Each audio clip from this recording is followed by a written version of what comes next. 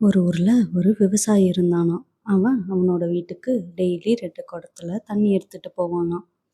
அவன் வச்சிருக்கிற 2 குடத்துல ஒரு குடம் வந்து நல்ல குடம். இன்னொரு குடம் வந்து ஒரு இடத்துல விரிசல் விட்டு ஓட்டையா இருக்குமாம். அதனால நல்ல குடத்துல உள்ள தண்ணி அவன் எடுக்கிற அளவு அப்படியே வீட்டுக்கு போய் சேருமாம். ஆனா இந்த ஓட்டை குடத்துல கொஞ்சம் கொஞ்சமா தண்ணி ஃபுல்லா வழியெல்லாம் சிந்தி அரை குடம் தான் வீடு போய் சேருமாம். அப்போ ஒரு நாள் என்னாச்சாம், இந்த 2 குடமும் தனக்குள்ளேயே பேசிக்கிச்சுங்களாம். அதுல நிறை குடமா இருந்தது சொல்லுச்சாம், "என்ன பாத்தியா, நான் எப்படி எடுத்த தண்ணிய முழுக்க வீட்டுக்கு கொண்டு போய் சேர்க்கிறேன். ஆனா நீ பாரு, வர வழியெல்லாம் சிந்தி அரை குடம் தான் வீடு வந்து சேர்ற" அப்படின்னு சொல்லி அதை பார்த்து நக்கலா சிரிச்சுச்சாம்.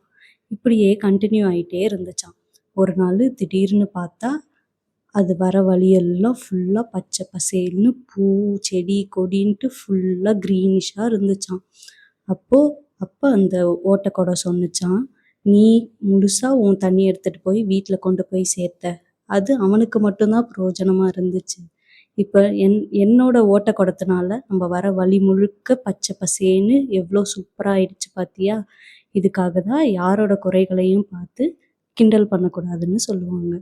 இந்த ஸ்டோரியோட மாரல் என்னன்னா, யாரோட குறையையும் பார்த்து எதுக்காகவும் கிண்டல் பண்ணக்கூடாது. எல்லாருமே வந்து ஃபுல்ஃபில்லா இருக்க மாட்டாங்க.